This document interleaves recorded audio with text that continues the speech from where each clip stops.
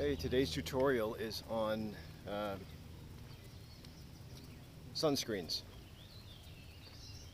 The American College of Dermatology is up in arms about the amount of melanoma and skin cancers that have blossomed in the last 20 years.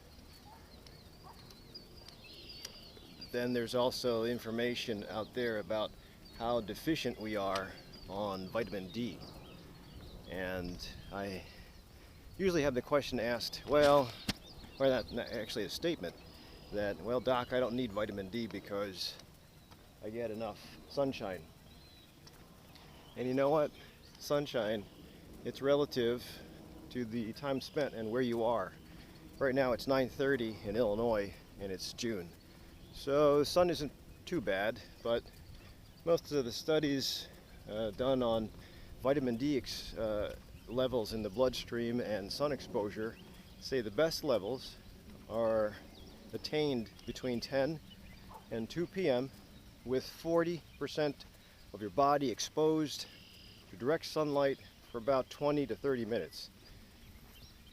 So in Illinois, even though it's hot, it probably isn't enough to get your bloodstream up to the desired 10,000 international units per exposure. So your supplements might not be enough. I should say your sun exposure might not be enough. Supplements might be important.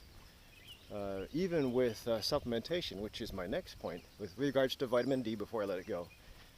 I have a lot of patients that are using vitamin D from other doctors.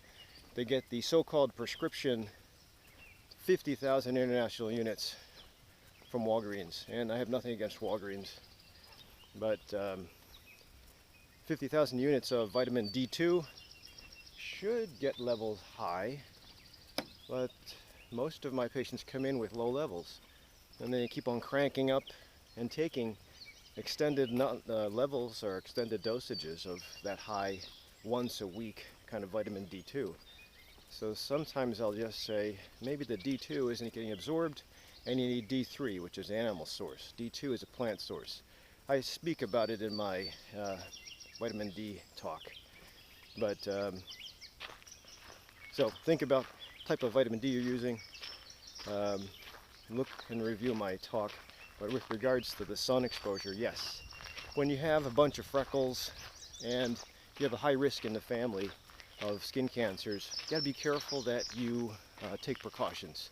Sunblock, waterproof or non-waterproof, spray-on versus lotion. You really should be applying it every 4 to 6 hours, especially when you're sweaty. The sunblock helps bounce off UVB and UVA. And if your little tiny freckle or pre-cancer, as diagnosed by a dermatologist, gets exposed enough to UVA and UVB, that's a lot of energy.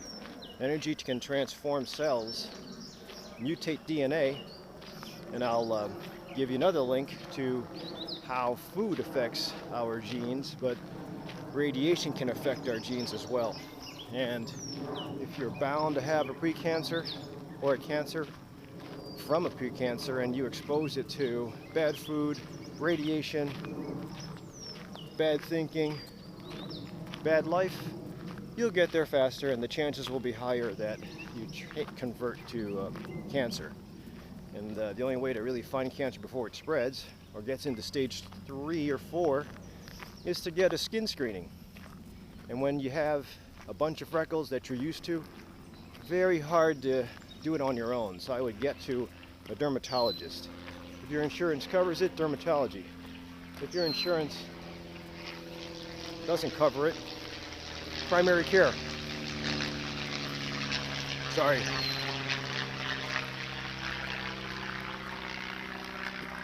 Perfect. So that in a nutshell is what we're supposed to do. You can still have UVA, UVB exposure in shaded areas, or overcast, I should say. Also with hiking, the question is, if you shade up, wear a shirt, wear a hat, then some people tend to overheat. So you have to get the right form of textiles or clothing that'll help you breathe,